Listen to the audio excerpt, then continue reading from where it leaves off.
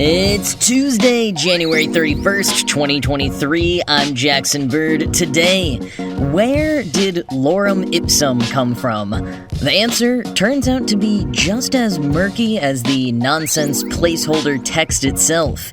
Plus, a new game that challenges you to guess when photos were taken, and the best family sitcom of the turn of the 21st century is getting a revival. Here's some cool stuff for your ride home. I was having some trouble sleeping last night, so I plucked a random book off my TBR and spent the better part of the early morning hours reading the beginning of Contested Will by James Shapiro. The book is the Columbia professor and Shakespeare expert's examination into how conspiracies around the authorship of Shakespeare first arose, and why they kept up. And within the first 30 pages, Shapiro punks you twice with accounts of discoveries of various primary sources from the Bard that Shapiro later reveals to have been forgeries. It's a great read so far, and even if you don't really care about Shakespeare, it's a fascinating examination of why people cling to false beliefs, how those beliefs get spread, what motivates people to spread them in the first place, and how historians can really do their due diligence when it comes to unraveling something close to the truth, or at least being able to firmly declare what isn't true.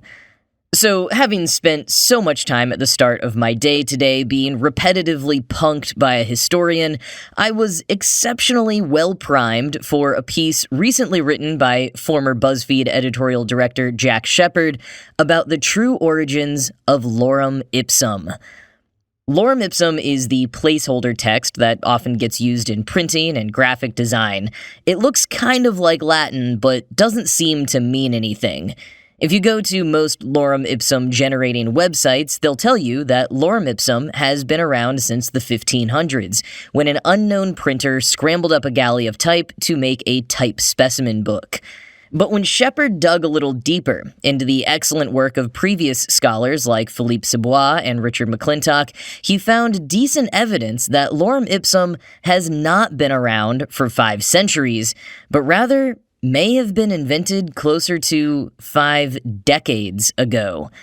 Writing on his On Words and Upwards newsletter, as republished yesterday by Slate, Shepard finds that the myth about Lorem Ipsum originating in the 16th century may have spread via a 1993 correction submission to a graphic design magazine by classics professor Richard McClintock.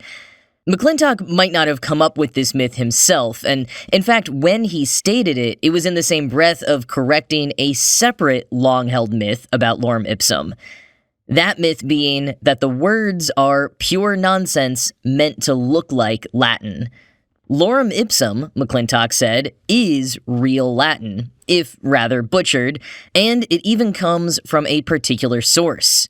Cicero's De Finibus Bonorum et Malorum, or On the Ends of Good and Evil, from 45 BCE. The passage that the first part of the Lorem Ipsum text is taken from translates to, quote, "Nor again is there anyone who loves or pursues or desires to obtain pain of itself, because it is pain, but occasionally circumstances occur in which toil and pain can procure him some great pleasure." End quote. Or, for the no fear Cicero interpretation, quoting Shepard, Cicero, who had apparently never encountered a masochist, is saying that no one has ever pursued pain for its own sake, but sometimes, like, no pain, no gain, or whatever. Cicero is smarter and more eloquent than I'm making him out to be. End quote. But again, the Latin of Lorem Ipsum is all mixed up and butchered, so that passage is not the translation of Lorem Ipsum. It's the translation of the actual Cicero text. And in fact, back in 2014, The Guardian got a Latin scholar to translate what the actual scrambled-up Lorem Ipsum would say in English. Imagine lots of extra letters and misspelling as I say this. Quote, "Woe itself, let it be sorrow. Let him love it, let him pursue it, ishing for its acquisitudindum, because he will abhold, unless but through conser, and also of those who resist. Now a pure snore disturbed some dust. He ij noise in order that some one, also with a severe one, in less of life. End quote. So who first mixed up all the words and letters, and how did we figure out that these butchered words came from a real source? McClintock is the one who discovered the source, sometime in the 80s, but not publishing his finding until the aforementioned correction in the Graphic Design magazine in 1993. Allegedly, the correction was published with the headline, Lorem Ipsum. Amazing. McClintock found it thanks to one of the few unchanged Latin words in there, consectetur, a fairly rare form of the deponent Latin verb consector, specifically the third-person singular present active subjunctive. Latin is complicated. But since it is such a rare form of the verb, it was relatively simple to trace it back to Cicero and that specific passage.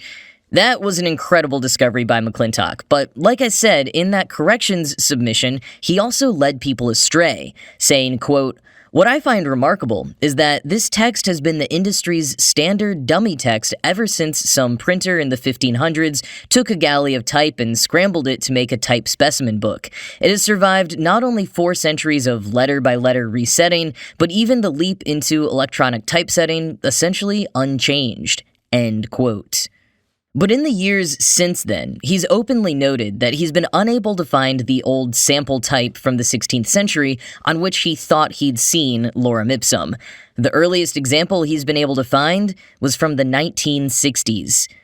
Here's Shepard again, quote, "At the time, if you wanted to mock up an ad or a flyer for a punk show, and you didn't have a bunch of bespoke font settings on your Imperial Model 70 typewriter, your best bet was a British company called Letraset, which sold adhesive transfer sheets with different typefaces. Letraset used Lorem Ipsum in their advertisements, and the layout design software company Aldus, maker of the popular PageMaker layout tool, duplicated the practice in the 80s. End quote. So was Letraset the first company to use Lorem Ipsum? Did they invent it? Or did they happen to see that same 16th century example McClintock thought he saw somewhere and then simply replicated it for their own devices, kicking off a whole new standard in late 20th century design? More on all that after a word from our sponsors.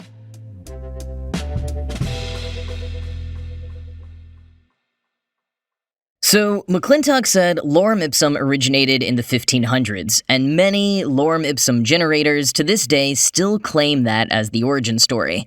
But more recently, he admitted he can't find the source for that claim, and the earliest usage he has found is the Letraset company in the 60s and 70s. But does that mean Letraset invented Lorem Ipsum, or did they pull it from another earlier source? Maybe a source as early as the 1500s? Well, there's at least one piece of evidence McClintock found that points to Lorem Ipsum originating, if not with Letraset, at least in the 20th century. And that is the 1914 Loeb Classics translation of De Finibus by Harris Rackham. That version of the Cicero text features a side-by-side translation, so as you read the text, you have the original Latin on the left-hand page and the English translation on the right-hand page. And here's a thing that I should mention. The passage of Cicero in question doesn't actually begin with the words Lorem Ipsum. The translated bit that I've shared with you in the original Latin starts with the words Neque poro quisquam est qui dulorum ipsum. Dulorum ipsum. The word itself isn't even lorem, it's dulorum. And in the 1914 Loeb Classics edition, this passage just so happens to get cut off, so when you look at the top of page 33, the first words on the page are Lorem Ipsum. And then the rest of the usual Lorem Ipsum words, in their original unbutchered but still recognizable capacity, follow. This exact edition of this translation of Cicero from 1914 seems to be the actual origin of Lorem Ipsum.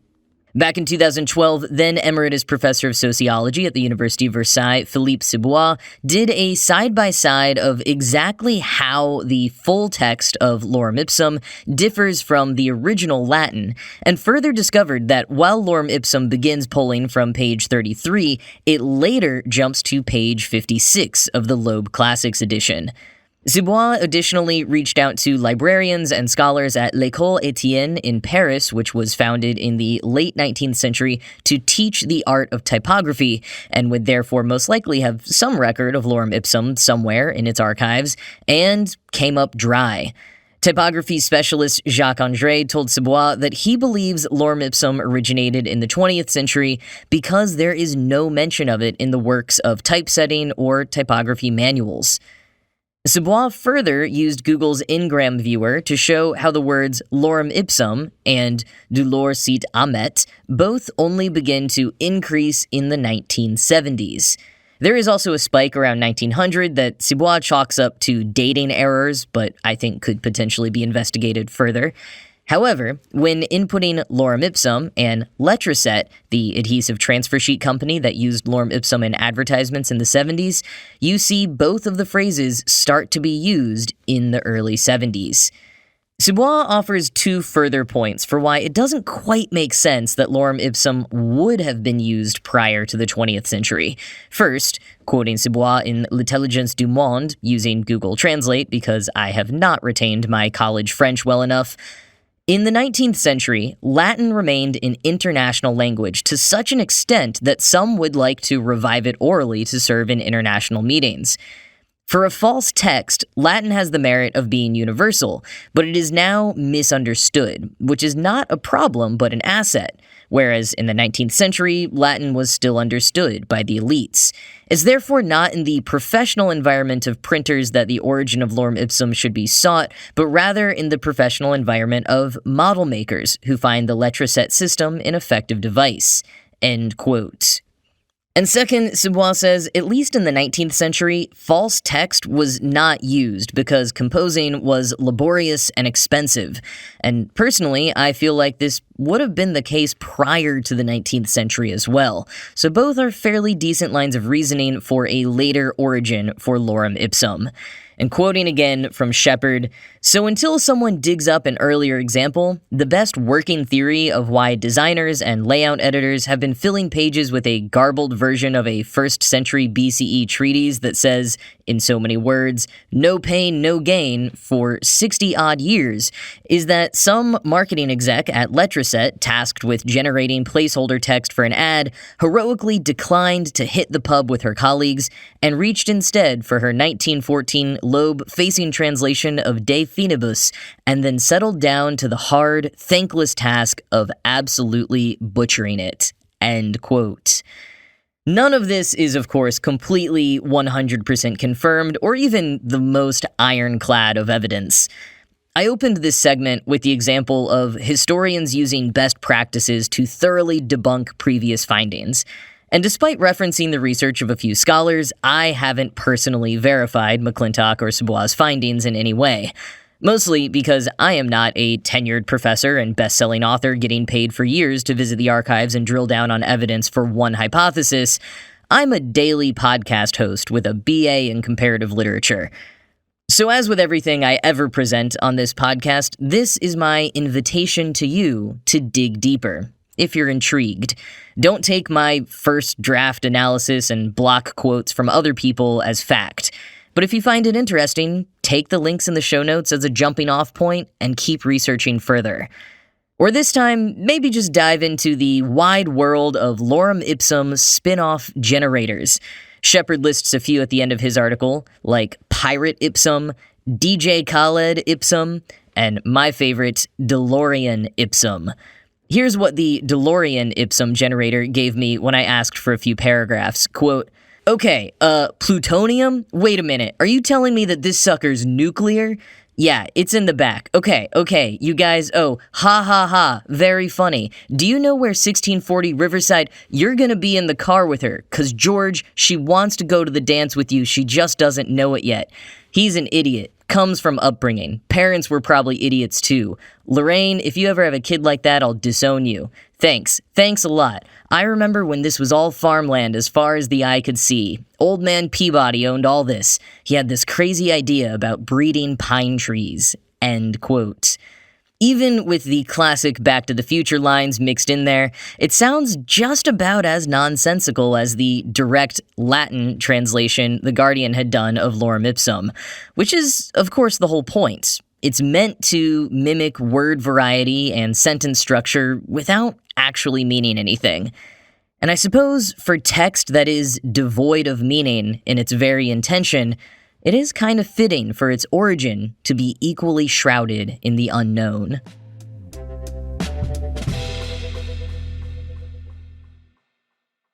So I stumbled on a new fun browser game via good old kotkey.org the other day. Puzzle or quiz might be the better word for it, actually, as opposed to game. It's called Chronophoto, and the challenge is to guess the year that a photograph was taken. You're given 5 photos for 5 simple rounds per game. You get points each round based on how close you were to the correct year. You get 1,000 points for getting the exact right year, and you pick the year by using a timeline slider at the bottom of the screen that goes from 1900 to 2020. It's a fun game because different people lean into different methods of figuring out the year. You know, maybe you're a photography buff who can tell what different types of film and digital images look like. Or maybe you know a lot about the history of science and technology, so you can pinpoint when exactly certain objects in the photos would have been in use. I've found that I tend to discern the year based on fashion. Are people still wearing hats? How baggy are their jeans? In one photo from 2009, someone was literally wearing a t-shirt that I also used to own, so I was only 2 years off based on that t-shirt alone. In another photo, there was a calendar in the background that happened to have the year on it, if you zoomed in and made a guess with the loopy cursive font. That one felt a bit like cheating, but another time I got the exact right year because someone in the photo had Twitter for desktop pulled up on their computer, and I shamefully was able to pinpoint exactly when the interface looked like that. My high score so far is 2,914. I have no idea if that's good or not, but I'm having fun. Oh, and because we are all so used to Wordle knockoffs these days, this is not a once-a-day game. Each game is randomly generated every time that you play, and you can play as many times a day as you want. It's Chronophoto, CHRONO, photo.app, link in the show notes.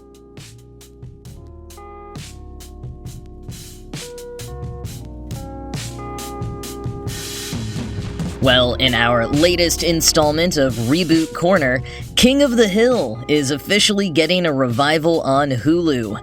I have to imagine this is at least in part thanks to the relative success of the Beavis and Butthead reboot, Mike Judge being the co-creator of both shows, and the Beavis and Butthead revival on Paramount Plus being largely described as surprisingly well-adjusted for the times. Like, you don't expect a show like Beavis and Butthead to be the one in this sea of reboots and revivals to actually hit the mark on growing with the times while not abandoning its tone and core elements, but here we are. King of the Hill seems to be well poised to do the same, I would say, especially since the original series still holds up for the most part. I rewatched a season or so last fall, and let's just say that I did not experience any of the yikes moments that everyone seemed to have done when they rewatched Friends. Mike Judge will be joined as showrunner by co-creator Greg Daniels, as well as the Wonder Years showrunner Saladin Patterson. Most of the original cast will also be returning, with the notable exceptions of Tom Petty and Brittany Murphy, who have both passed away since the end of the original series.